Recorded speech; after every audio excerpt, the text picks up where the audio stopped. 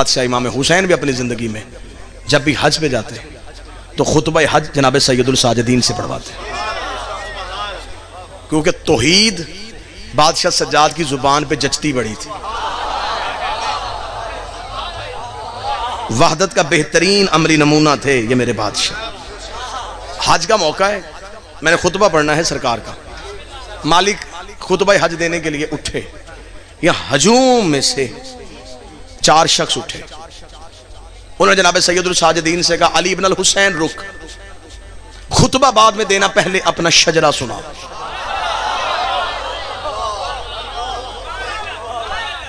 مولا سجاد کے رخ رحمت پہ سرخی آئی، صحیفہ رحمت جلالت میں بدلا، محمد فوراً علی ہوا۔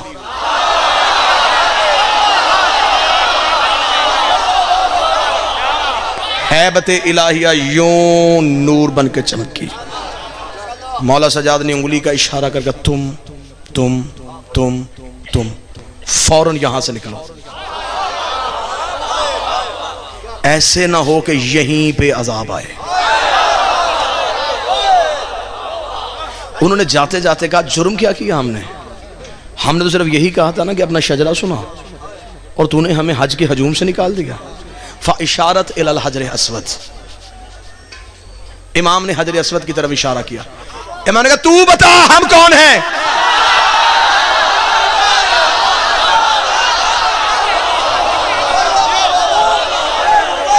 حجر اسود نے پھر خطبہ دیا، اس خطبے کو تاریخ میں کہتے ہیں خطبہ ابیض، سفید خطبہ۔ مشہد چلے جاؤ نا میرے بادشاہ امام رضا بادشاہ کے حرم میں، تو وہاں پہ جو اردو زائرین کے لیے کمرہ وقف ہے، تو وہاں پہ جو مولوی بیٹھا اسے جا کے نا خطبہ ابیض کہاں ملے گا، وہ پیچھے الماری کی طرف اشارہ کر کے یہ 350-400 جو کتاب پڑھی ہے نا، یہ اسی خطبے کی شرح میں لکھی ہے۔ اسے خطبہ ابیض کیوں کہا گیا؟ اسود نے دیا تھا۔ اسود کہتے ہیں کالے کو، ابیض کہتے ہیں سفید کو، کالے کا دیا ہوا سفید خطبہ،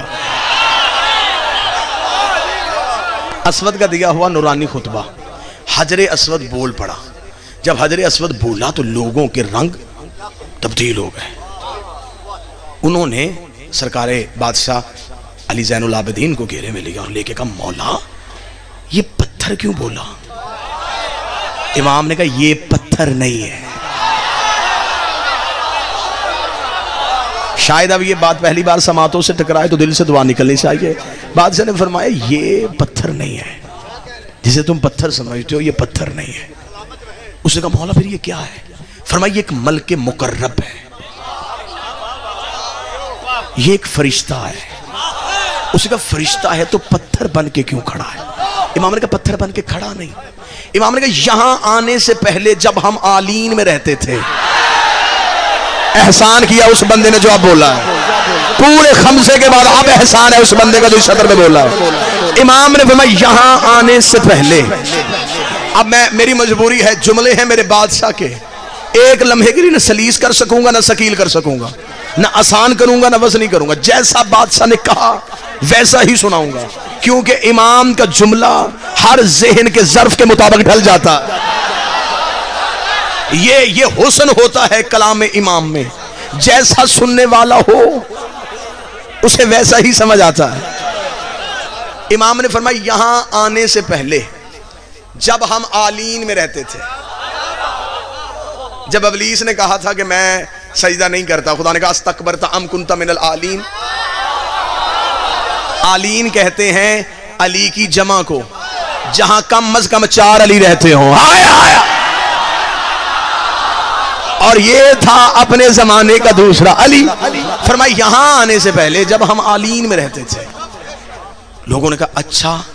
امام فرماتے جب ہم آلین سے، اب سطر سنیے گا میرے بادشاہ کی، ہائے ہائے ہاتھ میں نور کا قلم ہو میں کعبے کی پیشانی پہ لکھوں۔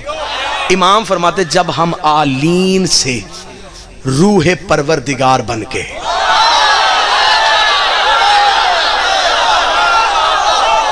جب ہم فَإِذَا سَوَيْتُهُ وَنَفَخْتُ فِيهِ مِنْ رُوحِي، جب ہم نے آدم میں اپنی روح پھونکی، مولا فرماتے جب ہم آلین سے روح پروردگار بن کے सुल्ब आदम में आए। हम आलीम से रूह परवरदिगार की सूरत में सुल्ब आदम में आए। तो ये मलके मुकर्रब जब हम आलीन में रहते थे, ये हमारे दरवाजे का पहरेदार था। जब हम सुल्ब आदम में आए तो ये हमारी जुदाई में रोया। खुदा ने कहा जन्नत में रोता है? उसने कहा मेरी जन्नत ये नहीं, हाय मेरी जन्नत ये नहीं, मेरी जन्नत थी उनकी नौकरी जिन्हें तूने रूह परवरदिगार बना के सुल्ब आदम में मुंतकिल किया। मौला फरमाते हैं कि खुदा ने फिर इस मलके मुकर्रब से कहा क्या चाहता है? उसने कहा जहां ये जाएंगे मैं वहां जाना चाहता हूं। खुदा ने इस मलके मुकर्रब को एक सफेद मोती में डाला और जब हजरत आदम को जमीन पे उतारा तो ये मुतफिकल है अब कि हजरत आदम को आधी रात के वक्त उतारा गया था, जमीन पे उस वक्त आधी रात थी। तो ये मोती जो है ना, ये फरिश्ता अब ये मोती बन गया है, ये आदम के हाथ में दिया गया। आदम इसके नूर की रोशनी में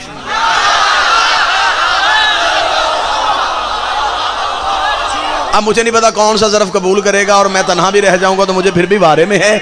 आदम हमें हदायत करने आ रहा था और ये आदम को हदायत कर रहा है। आदम इस नूर की रोशनी में, हजरत आदम इस नूर की रोशनी में, हजरत आदम श्रीलंका में उतारे गए थे, जनाब हवा जद्दा में। जद्दा नाम ही बीबी हवा की वजह से, जद्दा अरबी में कहते हैं दादी को। हजरत आदम को इस नूर की रोशनी में जमीन पे, हजरत आदम इसकी रोशनी के साथ जमीन पे उतरे। मौला फरमाते हैं सरकार बादशाह के नूह के दौर तक ये मोती रहा। फिर जब हजरत नूह का तूफान आया तो हजरत नूह ने इस मोती को अपने खेमे में रखा, जो उन्होंने खेमा नस्ब किया था जहां आज काबा है, यहां हजरत नूह ने खेमा नस्ब किया था।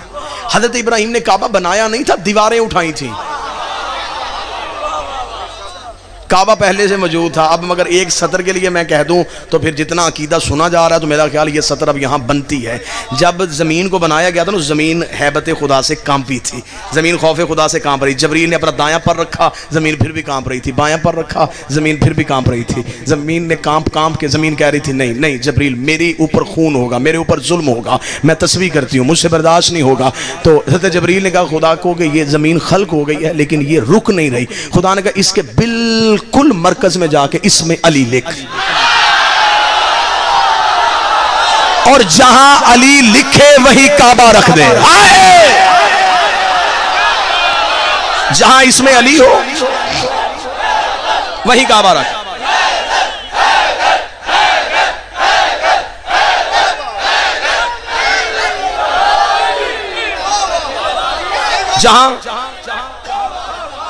जहां इसमें अली लिखे। अब जरूरत है कि अकीदा पढ़ा जाए। अभी मैंने 15 जुलाई करबला गाह में शाह अकीदा पढ़ा है और दुश्मनान अली ने एक FIR दर्ज करवाई है कि इन्होंने कहा है कि अली ने आदम बनाया था। इस बात पे FIR है और ये FIR नहीं है, ये एक दरवाजा खुला है। अब हम बताएंगे अली ने क्या क्या बनाया था।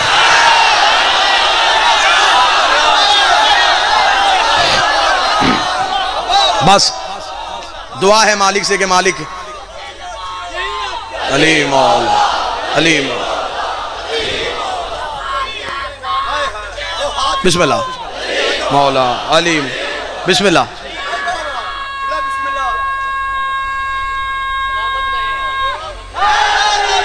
यार डर नहीं, एक लम्हे के लिए बादशाह हुसैन की इज्जत की कसम है, मुझे जनाब सैयदा का हक पढ़ने के बाद 6 माह के लिए सजाए मौत की कोठरी में रखा गया था। मैंने जेल की सुलाखों के अंदर बैठ के सैयदा से वादा किया था, बीबी सांसें तू दे दे, तेरी वकालत में खयानत मैं नहीं करूंगा। अब सांसें उनकी तरफ से आती हैं, اب جتنی دیر زندہ ہیں بس انہی کی وجہ سے ہیں. یہ زبان کاٹ دو, جسم و جان کاٹ دو, مدحت مرتضیٰ کی سزا دو مجھے, ٹکڑے ٹکڑے کرو میرا سارا بدن, آگ روشن کرو اور جلا دو مجھے, ذکر شاہ نجف سے رکوں گا نہیں چاہے 100 بار سولی چڑھا دو مجھے, لے کے راکھ میرے جسم کی رکھ کے ہاتھوں پہ اپنے اڑا دو مجھے.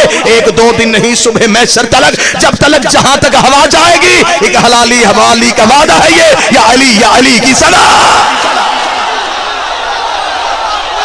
ہم سے علی نہیں چھینا جا سکتا. جہاں علی لکھا ہے یہی کعبہ رکھ.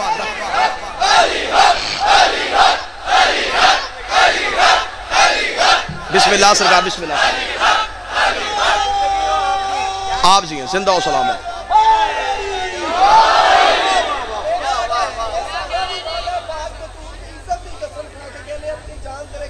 بسم اللہ. پاک سید آپ کو زندگی. بس انشاءاللہ جب کبھی لشکر کی ضرورت پڑی تو یہ لشکر حاضر ہے. لفظ ہے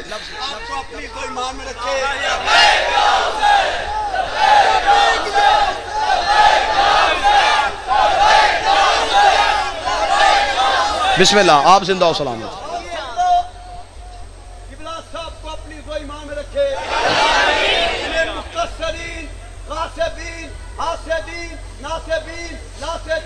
کافرین کے شر سے محفوظ رکھے, سلامتی کے لیے اتنا بلند نعرہ لگائے کہ جہاں بھی ان کا دشمن آباد ہے وہ وہی تباہ و برباد ہو جائے.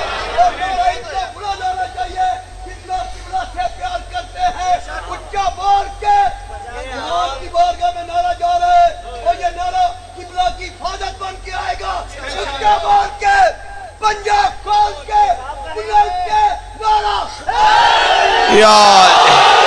جی, ہر حسینی جی ہے, ہر عزادار جی ہے, ہر ماتمی جی ہے. جہاں علی لکھا ہے یہیں کعبہ رکھ کے آ جائے. جناب نوح کے دور تک یہ سفید موتی کی صورت میں رہا.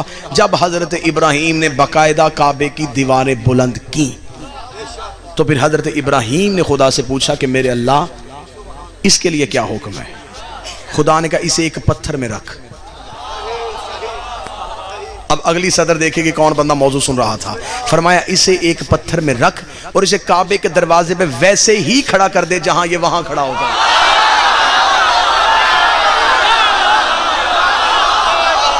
اسے کعبے کے دروازے پہ بالکل ویسے ہی کھڑا کر دے. کعبے کے دروازے پہ حجر اسود کعبے کی دیوار پہ نہیں ہے, کعبے کے باہر کھڑا ہے, بالکل ویسے ہی کھڑا ہے جیسے وہاں پہرے دار بن کے کھڑا ہوتا تھا. لوگوں نے دیکھے کہا اچھا مولا تو یہ ملک مقرب ہے, اچھا تو یہ اس لیے کعبے کے دروازے پہ کھڑا ہے, تو مالک اس کی ڈیوٹی کیا ہے, یہ کرتا کیا ہے. مالک نے فرمایا واجب کر دیا ہے جو بھی حاجی حج کرنے کے لیے جائے گا وہ حجر اسود کا بوسہ لے گا, حجر اسود کو چومے گا. امام کہتے ہیں یہ حاجیوں کے بوسے دلوانے کے لیے نہیں, یہ ہم نے کعبے کے باہر کھڑا کیا ہوا ہے. جب بھی کوئی حاجی اسے بوسہ دینے لگتا ہے یہ اس کے دل کے اندر جھانک کے دیکھتا ہے اگر علی ہو تو حج قبول کرتا ہے ورنہ لعنت کر کے واپس کر دیتا ہے.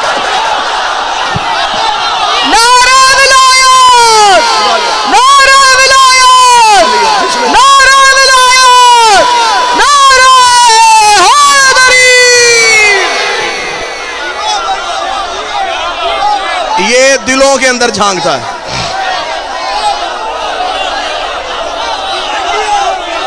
یہ گردن یہ ہر بوسہ لینے والے کے دل کے اندر دیکھتا ہے. اچھا جو دور سے گزرتے ہیں نا اس سے بچ کے, جو دور سے گزرتے ہیں معافی یہ انہیں بھی نہیں دیتا. وہ بھی جب اس کے سامنے آتے ہیں نا تو ہاتھ بڑھا کے اس کی طرف یہ فنگر بھی سکین کر لیتا ہے. یہ ہاتھ بھی پہچان لیتا ہے کہ ماتمی کا ہے کہ نہیں ہے. آئے آئے آئے.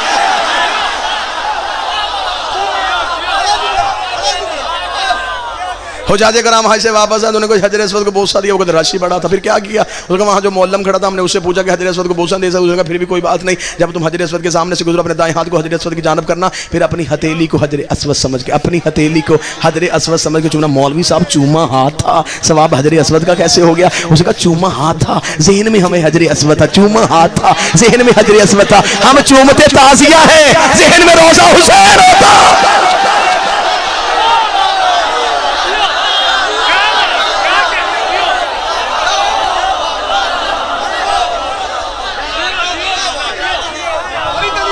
بسم اللہ. سید الساجدین نے بتایا یہ ہمارے دروازے کا پہرے دار. حجر اسود نے خطبہ دیا سجاد میں. اس نے کہا الحمدللہ الذی جعل ابیہا بقدوم القبلۃ. اس کا تعریف ہے اس اللہ کی جس نے اس کے بابے کے قدموں کی وجہ سے اسے کعبہ بنایا.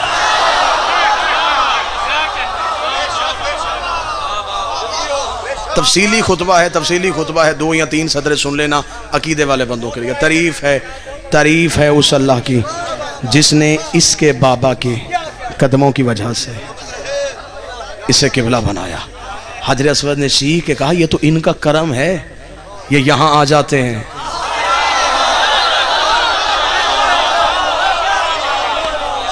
ورنہ یہ جہاں ہوتے کعبہ چل کے وہاں آتے. اور تاریخ کی کتابوں نے لکھا ہے جب حسین مولا نے احرام توڑے تھے تو کعبہ بنیادوں سے چلا تھا. حسین پلٹ کے واپس اور کعبے کی دیوار پہ آتا کہ رک،